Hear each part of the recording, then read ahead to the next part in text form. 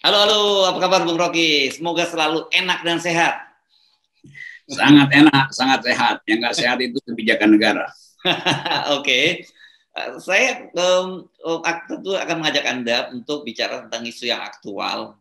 Tentu saja kalau sekarang yang paling aktual adalah penetapan Barada J atau Barada nyebutnya gitu. Sebenarnya ini Barada Richard Eliezer sebagai tersangka. Dan kemudian orang jadi bertanya-tanya, kalau kemudian disebut bukan motifnya bukan membela diri, apa urusannya si Barada Richard ini menjadi pelaku pembunuhan terhadap Brigadir Yosua. Nama pangkatnya Yosua Barada Brigadir, jadi saya suka bingung juga. Kan orang bertanya-tanya, jangan-jangan ini dia cuma dikorbankan saja gitu kan. Anda selalu perspektifnya kan dari situ, dari soal bagaimana keberpihakan pada kelompok yang lemah. Ya ini akibatnya kalau penundaan makin lama maka komposisi lagu bisa berubah-ubah nih.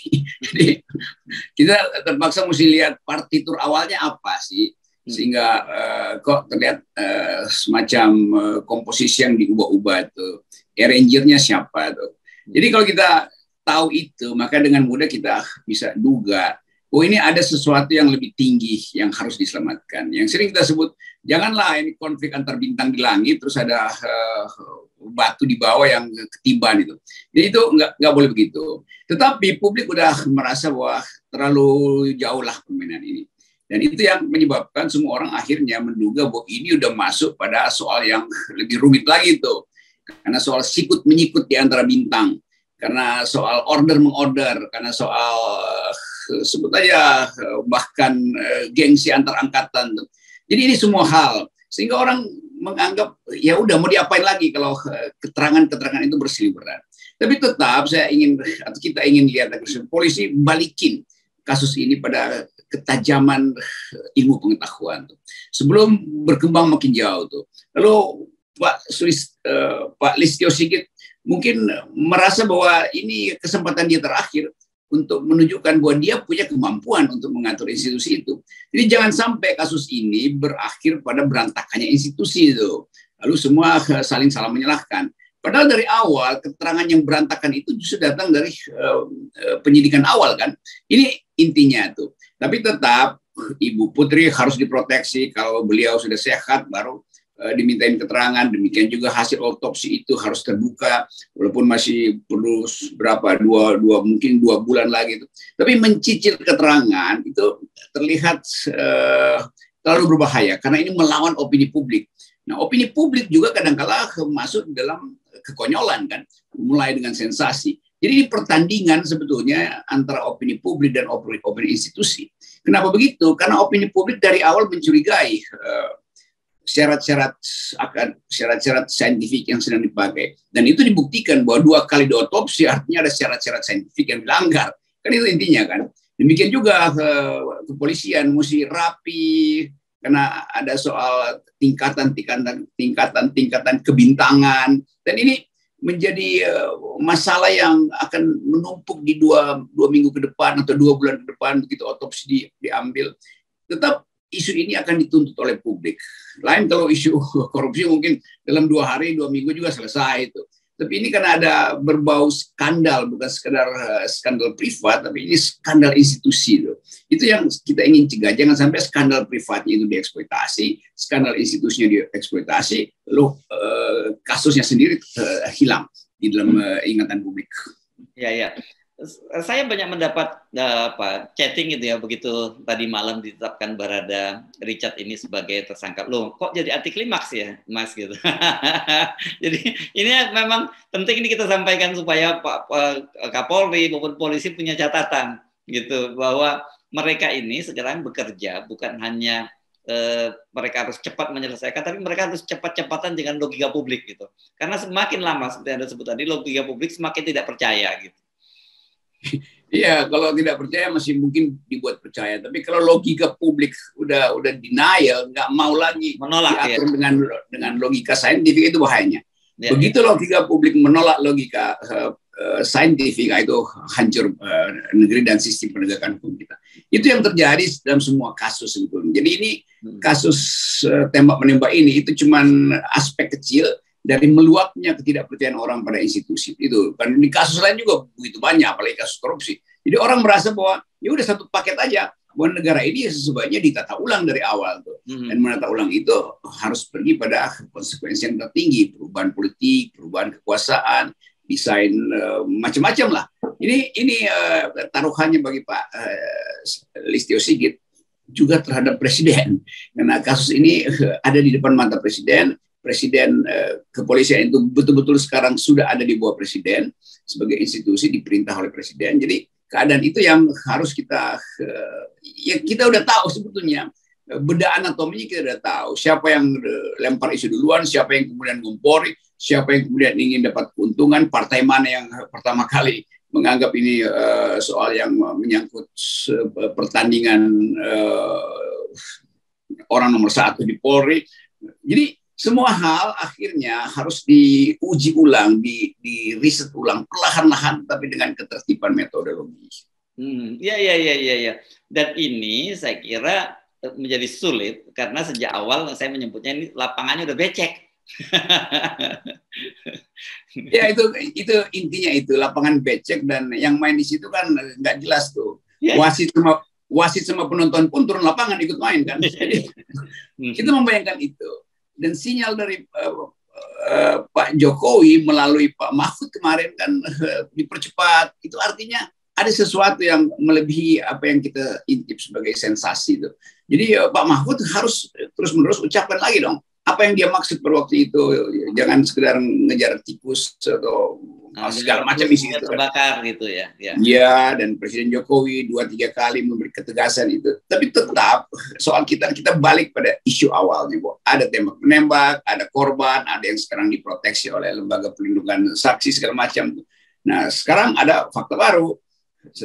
Ya disebut aja fakta baru karena sudah diucapkan bahwa Barada E adalah tersangka tuh. Nah, ketersangkaan itu juga itu bisa panjang karena mesti diulangi lagi tuh, rekonstruksi segala macam tuh. Tapi minimal ada hal yang orang mulai lihat, oke, ada titik terang bahwa itu adalah semacam lompatan kejadian yang terlalu jauh. Itu juga harus diterangkan dengan terang benderang oleh kepolisian bahwa ketersangkaan itu dalam soal apa. Itu yang ingin segera orang tahu, tersangka sebagai apa dia. Ini soalnya tuh. Ya. Nah, satu hal dan orang juga paham ini ada persoalan peran bintang, dan saya kira belakangan ini bagaimanapun kan peran polisi ini begitu dominan di dalam kehidupan kita, termasuk dalam kehidupan berpolitik, dan ini kan kemudian mengingatkan kita pada masa lalu itu peran semacam ini dipegang oleh TNI, terutama khususnya Angkatan Darat gitu. Tapi sekarang polisi ini kan beda dengan Angkatan Darat, dia bahkan sampai masuk ke kehidupan kita sehari-hari karena berkaitan dengan masalah Kamtipmas. Saya kira ini juga persoalan-persoalan begini ini yang saya kira kalau kita biarkan nanti menyeret-nyeret polisi, lembaga kepolisian ke arah politik itu juga jauh sangat berbahaya, bukan hanya bangsa tapi juga instansinya sendiri sangat berbahaya itu, Bang. Saya kira udah terseret tuh karena dari awal proses pengangkatan Kapolri itu dimensi politiknya tinggi sekali itu. Padahal kita tahu dari awal polisi itu adalah manusia sipil, agen sipil, institusi sipil yang dipersenjatai itu.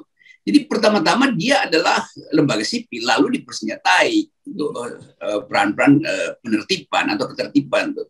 Jadi sangat mungkin lembaga yang harusnya dikelola secara mental sipil ini karena kemudian dipolitisir, maka senjata yang seharusnya dipergunakan untuk ketertiban dia bisa berubah menjadi alat untuk menekan. Kan itu buruknya di situ tuh. Dan kita ingin sebetulnya betul-betul dikembalikan yang kita sebut sebagai sipil yang dipersenjatai itu beda dengan tentara yang memang kedudukan utamanya adalah senjata itu. Di belakang senjata adalah orang. Kalau dalam polisi, yang di depan adalah orang, di belakangnya senjata, itu bedanya tuh. Nah, ini yang harus kita perhatikan supaya ada rasa bangga kita punya polisi yang bermutu dan tidak diintervensi oleh para politisi itu. Tetapi itu juga butuh perubahan total, yaitu cara kita menghasilkan demokrasi. Nah, sekarang kita tahu polisi, kejaksaan itu dekat dengan lobi-lobi politik. Itu bahayanya begitu. Di luar itu ada masalah lain tentang kelakuan oknum polisi yang terlibat di dalam berbagai macam bisnis gelap, itu yang sudah dibersihkan sebetulnya dari awal oleh Pak Sigit. Tapi di ujung masa jabatannya, dia diuji akhirnya. Apakah betul presisi itu berlaku untuk semua orang, atau karena ada grouping, karena ada senioritas, lalu terhenti kasus-kasus semacam ini. Ya, ya. Jadi sebenarnya kita bisa melihat kehebohan atau carut marut kasus tewasnya Brigadir Yosua ini ada semacam sebenarnya ini cuma simptom gitu ya. Betul. Ya, ya. Betul, ini simptom dari bisul yang besar sebetulnya. Yang kemudian akhirnya orang ingin tuntut bisulnya apa penyebabnya? Infeksi kah atau sengaja digelembungkan sebagai bisul sehingga kalau pecah dia merembet kemana-mana tuh nanahnya itu. Dan kita nggak mau itu melemahkan institusi kepolisian. Ini tetap dua hal, soal proteksi human rights, proteksi hak-hak korban, yaitu Ibu Putri dan dan Pak Yosua, dan proteksi marwah institusi. Kan itu aja sebetulnya. Yang publik ingin lihat itu, karena itu percepat dan lakukan sesuatu yang betul-betul membuat publik percaya bahwa pekerjaan yang lagi dilakukan oleh Pak Sigit ini ada pekerjaan untuk memulihkan kembali ya sebetulnya peradaban demokrasi, karena ini menyangkut juga keterbukaan informasi. Dalam demokrasi informasi itu nomor satu, dan keutuhan lembaga ini supaya betul-betul kasus ini clear, nggak ada lagi di belakang hari ikutan-ikutannya kan banyak nih. Derivat dari kasus ini banyak betul. Mulai ada isu perjudian, isu money laundering mungkin, macam-macam tuh. Ya. Jadi semua soal ini yang harus dimulai dengan prinsip pertama, lakukan analisis kriminal murni, setelah itu putuskan di pengadilan terbuka, dan itu selesai. Hal-hal yang menyangkut itu ya diselesaikan oleh institusi kepolisian di luar proses pidana. Saya teringat betul ketika awal-awal masa jabatannya Pak Listio Sigit, Anda kan termasuk yang mensupport gitu. Saya semacam itu ya, karena memang ada hal yang positif yang kita lihat, terutama misalnya sekarang ini orang tidak dengan mudah melaporkan orang lain dengan undang-undang ITE kemudian diproses dan sebagainya. Tapi belakangan ini mau nggak mau, kasus ini membuat citra kepolisian itu kan makin merosot lagi. Jadi kepolisian ini kayak kita lagi nonton osilator itu yang naik turun nggak apa-apa, ada jangan sampai dia nah itu bahaya tuh.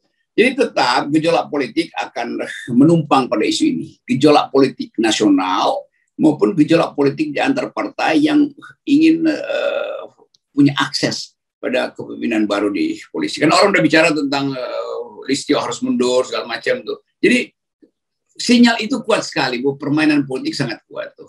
Mungkin juga persaingan antar angkatan dan senioritas terutama tuh. Jadi hal-hal beginian yang membuat orang justru ingin kalau bisa sinetronnya diperpanjang ya sampai 2024 tuh kan.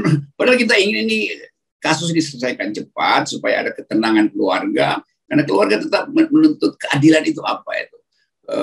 Bahkan komunitas Batak menganggap bahwa ada hal yang harus betul-betul dibersihkan tuh.